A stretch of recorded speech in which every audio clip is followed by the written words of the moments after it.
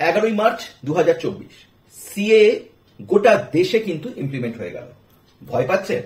নাগরিকত্ব চলে যাবে না তো? মমতা ব্যানার্জি পশ্চিমবঙ্গের মুখ্যমন্ত্রী অলরেডি বলে ফেলেছেন যে তিনি কোন ধরনের বৈষম্য মানবেন না।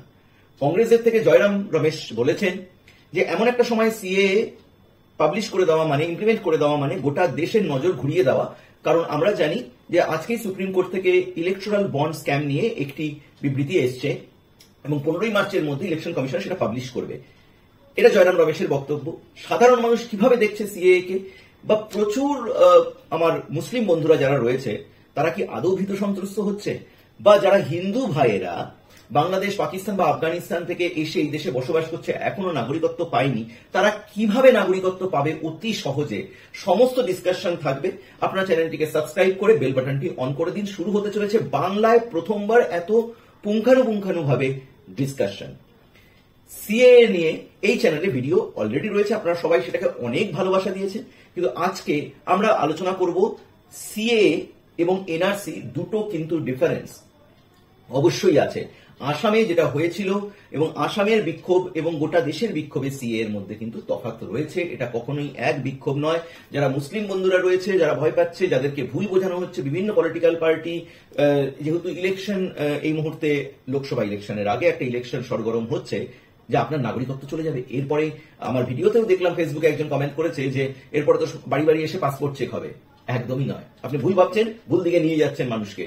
আমাদের প্রতিটি ভারতীয় নাগরিক, হিন্দু, মুসলিম, খ্রিস্টান যে রয়েছে, সমস্ত ধর্মাবলম্বীদের এই মুহূর্তে দায়িত্ব হচ্ছে, এবং সোশ্যাল মিডিয়ায় যত ইউটিউবাররা রয়েছে যারা ফ্যাক্ট নিয়ে ভিডিও বানাও, দায়িত্ব সহকারে একটা মেসেজ পৌঁছে দাও যাতে কোনো ধরনের বিশৃঙ্খলা না হয়, সবাই যাতে একত্রিত হয়ে জিনিসটাকে বলতে পারে, বুঝতে পারে যে কারো নাগরিকত্ব যাবে না। নাগরিকত্ব দেওয়ার বিল হচ্ছে citizenship amendment act. Citizenship amendment act 2019 আমরা জানি, তার আগে ছিল বিল, সেটা সংশোধিত হয়ে গেছিল এবং সেটা লোকসভা রাজ্যসভায় পাশের পরে প্রেসিডেন্টের কিন্তু সাইনও হয়ে গেছে। কিন্তু আমাদেরকে দেখে নিতে হবে শাহিনবাগের আন্দোলন এবং তারপরে গোটা দেশের প্রোটেস্টের পরে এটা আর কিন্তু কার্যকর হয়ে ওঠেনি। এবং 2019-এ বলাই হয়েছিল যে আমরা লোকসভা ভোটের একটা ইস্যু ছিল যে সিএএ কার্যকর করানো হবে। তাহলে সিএএ যদি কার্যকর করানোই হয়, আজকে 2024-এ দাঁড়িয়ে সিএএ কার্যকর হলে অনেকে বলছে যে এটা ভোট ব্যাংকের রাজনীতি, হিন্দু ভোটের জন্য করেছে। আদেও কি তাই? কারণ আমার মনে হয় অনেকের কথাটাই এটা কেমন কেমন মনে হচ্ছে শুনতে, যে 2024-এর ইলেকশনের ভোটার লিস্ট কিন্তু অলরেডি পাবলিশ হয়ে গেছে, যেটা ইলেকশন কমিশনারের কাছে অলরেডি রয়েছে। 27শে জানুয়ারি কি 28শে জানুয়ারির মধ্যে সমস্ত প্রসেস কিন্তু কমপ্লিট। তাহলে এই মুহূর্তে যারা নাগরিকত্ব পাবে তাদের কিন্তু এবছরের ভোটার লিস্টে কিন্তু অন্তর্ভুক্ত করে ভোট দেওয়ার আর সেই সময়টা নেই। তো এই যুক্তিটাকে আমি সাইডে রাখলাম। নেক্সট, সিটিজেনশিপ অ্যামেন্ডমেন্ট অ্যাক্টে কারো নাগরিকত্ব যাওয়ার কথা বলাই হয়নি। আপনি গোটা বিলটা পড়ুন আগে। গোটা বিলটা যখন আমরা পড়েছি, অ্যানালিসিস করেছি, এই চ্যানেলে সেটা নিয়ে বিস্তর একটা ভিডিও রয়েছে যেটাতে অনেক মানুষ ভালোবাসা দিয়েছেন, অনেক কমেন্ট রয়েছে। আমি পারলে পর আই বাটনে সেই ভিডিওটি দিয়ে দেবো, সেটা আপনারা দেখতে পারেন। গোটা বিলের কোনো অংশে বলা নেই যে সিটিজেনশিপ যাবে, সিটিজেনশিপ আসবে। কাদের সিটিজেনশিপ দেওয়া হবে? 2014-এর আগে থেকে বাংলাদেশ, পাকিস্তান এবং আফগানিস্তান থেকে যারা যারা মাইনরিটিস কমিউনিটি, সেই দেশের মানে হিন্দু, পার্সি, শিখ, বৌদ্ধ, জৈন, খ্রিস্টান, এইসব কমিউনিটির মানুষেরা এই দেশে যারা বসবাস করছে, ডকুমেন্টেশনের প্রবলেম হচ্ছে, তাদের 2014-এর আগে যদি তারা এসে থাকে তাহলে তাদের নাগরিকত্ব দিয়ে দেওয়া হবে ভারতবর্ষে। একটা তত্ত্ব তো অবশ্যই আছে। তাহলে এখানে আপনার যুক্তি হতে পারে কেন শুধুমাত্র 3টি দেশ? কারণ এই 3টি দেশই কিন্তু ইসলামিক কান্ট্রি। আজকে দেশভাগের সময় পাকিস্তানে, এটা আমাকে মানতেই হবে, যে মুসলিমের সংখ্যা যতটা ছিল, আজকের ডেটে দাঁড়িয়ে আমরা আই দিন খবর পাই বাংলাদেশ ও পাকিস্তানে হিন্দুদের উপর অত্যাচার হয়। এবং দেশভাগের সময় যত পার্সেন্ট হিন্দু সেখানে ছিল, আজকের ডেটে কি আপনি চোখে আঙ্গুল দিয়ে বলতে পারবেন কত পার্সেন্ট হিন্দু সেখানে এখনো বসবাস করে? কারণ তারা ধর্মীয় কারণে এদেশে চলে এসেছে এবং ইলিগাল ইমিগ্রেশনের জন্য প্রচুর কেস, প্রচুর ডকুমেন্টেশনের ব্যাপার থাকে, প্রচুর প্রুফ করার ব্যাপার থাকে, যে সেই জায়গাগুলো পুরো শিথিল করে দেওয়া হয়েছে। আমাদের 1955-এ সিটিজেনশিপ অ্যাক্টে যেটা রয়েছে তারই সংশোধিত বিল কিন্তু 2019-এর এই অ্যাক্ট। সেখানে এই প্রথম এইটা হতে চলেছে অনলাইন। আপনি শুধুমাত্র অনলাইনে যারা শুনছেন আমার এই ভিডিওর মারফত, হিন্দু ভাইরা যারা বাংলাদেশ থেকে এসছেন, যারা পাকিস্তান থেকে হিন্দু, খ্রিস্টান, বৌদ্ধ, পার্সি যারা রয়েছেন, তারা ভালো মতন বুঝে নিন। অলরেডি গভর্নমেন্টের পোর্টালে কিন্তু অ্যাক্টিভ হয়ে গেছে রুলস অ্যান্ড রেগুলেশন কি হবে সেটা নিয়ে একটা সংশয় ছিল এবং সেটাকে ডিক্লেয়ারই করে দেওয়া হয়েছে 2024। হ্যাঁ বন্ধুরা, CA act amendment act 2019 rules and regulation শুরু হচ্ছে 2024 থেকে। 2024 11 মার্চের নোটিফিকেশনটা আমি পারলে সাইডে লাগিয়ে দেবো, আপনারা সাইজ কিনে দেখে নেবেন। সেখানে একদম বলা হয়েছে অনলাইন পোর্টালেই সেটাকে আপনি অ্যাপ্লাই করতে পারবেন এবং ন্যূনতম ডকুমেন্টের বেসিসে আপনাকে দিয়ে দেওয়া হবে ভারতের নাগরিকত্ব। নাগরিকত্ব কারো যাবে না। তাহলে হ্যাঁ, একটা কোশ্চেন হতে পারে যে ভারত তো একটা সবার দেশ, তাহলে পরে আমাদের সিটিজেনশিপ কোনোভাবে তাহলে পরে শুধুমাত্র আপনি হিন্দু বা এই কটা কাস্টকে দিলেন কেন, নন মুসলিম করলেন কেন, মুসলিমদের কেন এর মধ্যে রাখলেন না? দেখুন, একদিক থেকে দেখতে গেলে পরে আমাদের যে কনস্টিটিউশনের 14 নম্বর ধারা রয়েছে সেখানে আমরা জানি যে ইকুয়ালিটি, রাইটস টু ইকুয়ালিটি, সেই জায়গাটা কোনোভাবে লঙ্ঘন হচ্ছে, সেটা যুক্তিতর্কের বিষয়। কিন্তু সরকারের যুক্তি এক্ষেত্রে যে এই 3টি জায়গাতেই হিন্দু হচ্ছে মাইনরিটি এবং হিন্দু মাইনরিটি থাকার জন্য 3টি জায়গাকেই কিন্তু আমরা বেছে নিয়েছি, কারণ এরা প্রচুরভাবে ভারতের আশ্রয় চাইছে। এরা যাবে তো যাবে কোথায়? এটা ছিল হচ্ছে সরকার পক্ষের বক্তব্য। আপনার বক্তব্য আপনি কমেন্টে লিখবেন।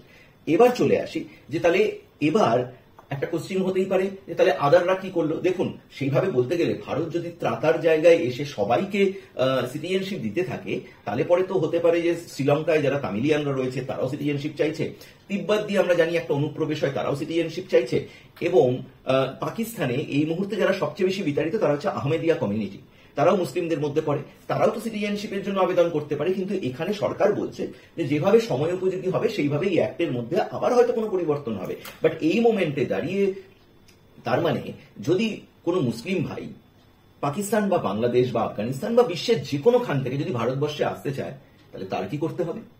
সে যদি, জেনে রাখুন এই ভিডিওর এই কোশ্চেনটা খুব ইম্পর্টেন্ট হতে চলেছে, সে যদি 11 বছর ধরে ভারতে থেকে থাকে তাহলে পরে সে নির্দ্বিধায় অ্যাপ্লাই করতে পারবে।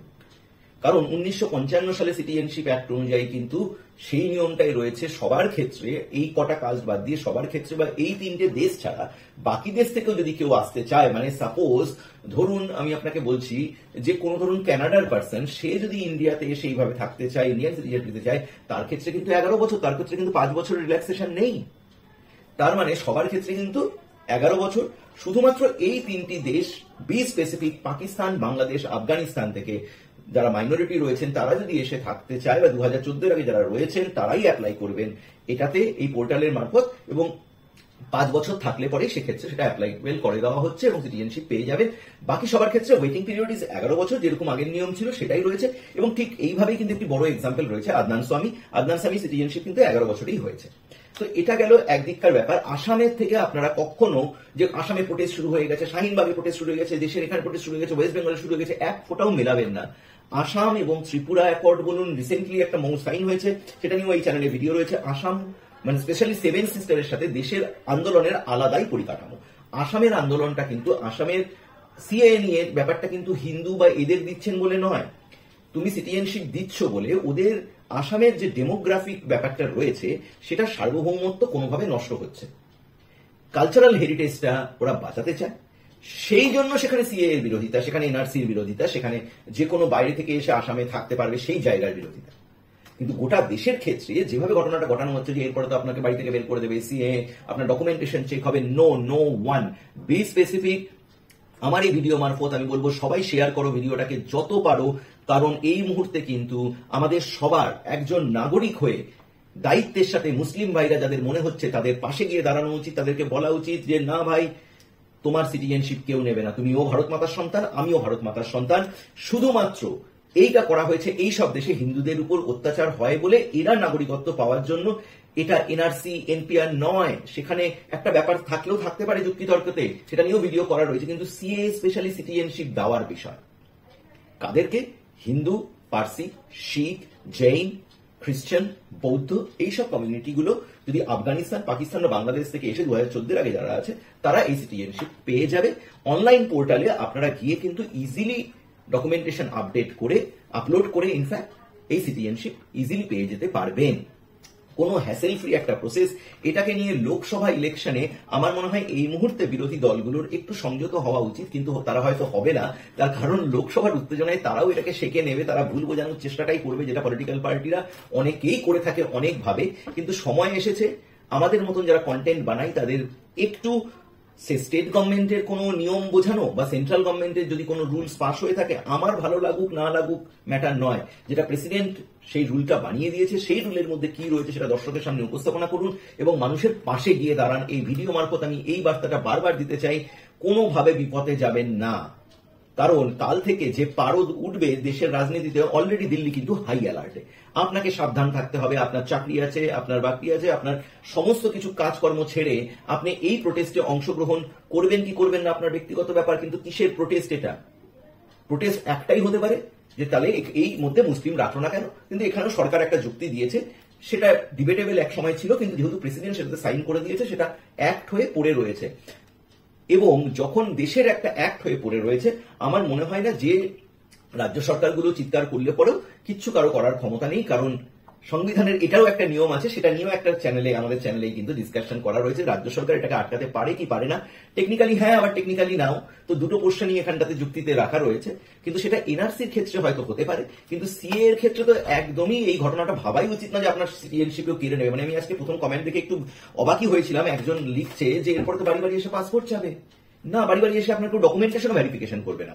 আপনি এই দেশে 2014 আগে আছেন, আপনি এতদিন প্রবলেমে ছিলেন কাজকর্ম সবকিছুতে, আপনি নাগরিকত্ব চাচ্ছেন, তার জন্য আপনি অনলাইনে অ্যাপ্লাই করবেন, গভর্নমেন্টের সেটা ভেরিফিকেশন করে সেটা যদি দেখে আপনাকে নাগরিকত্ব দিয়ে দেবে, 5 বছরের মধ্যে পেয়ে যাচ্ছেন। আপনি যদি বিদেশ থেকে আসেন বা এই 3টে কান্ট্রি ছাড়া যে কোনো কান্ট্রি থেকে, আপনি 11 বছরে পাচ্ছেন, আপনি মুসলিম হলেও পাচ্ছেন, এখানে কোনো নেই। সিএ এটা অনলি ফর দোজ 3 কান্ট্রিজ, কারণ এখান থেকে সংখ্যা পরিসংখ্যান বলছে সংখ্যাটা আসা হিন্দুদের, পার্সি, মুসলিম মানে খ্রিস্টান বা মাইনরিটিস কমিউনিটিদের অনেকটা বেশি, সেই দেশে যারা মাইনরিটি, সেই জন্য এখানে দেশের মানে এই কটা পার্শ্ববর্তী জায়গায় ভারত সেখানে তার রোল প্লে করছে। তো এই ছিল সিএ নিয়ে পুরো ভিডিওটি, ঠান্ডা মাথায় শুনবেন এবং সমস্ত ভাই বোনদের মধ্যে এটা শেয়ার করুন, কারণ এই নলেজটি যত ক্লিয়ার আপনার কাছে পৌঁছাবে, ক্লিয়ার কাট, তত বিদ্বেষের ভাব কিন্তু কমবে। এখানে কারো সিটিজেনশিপ যাবে না, সিটিজেনশিপ দেওয়ার নাম হচ্ছে সিটিজেনশিপ অ্যামেন্ডমেন্ট অ্যাক্ট, এটা ক্লিয়ার কাট বুঝে যান। এর মধ্যে কোনো ধর্মীয় ভাবে কেউ ডিপ্রেস ফিল করবেন না, কিচ্ছু নেই এর মধ্যে। আপনি তাহলে পরে তো হিন্দু, যদি আপনি কানাডার বসবাসকারী থাকেন, আপনি ইন্ডিয়াতে এসে আছেন 2014, আপনারও মনে হতে পারে যে আমার জন্য কেন হলো না। এই 3টি কান্ট্রিতে করা হয়েছে, 3টি তার পিছনেও কারণ রয়েছে, সেটা নিয়ে ইন ডিটেলস ভিডিও আছে।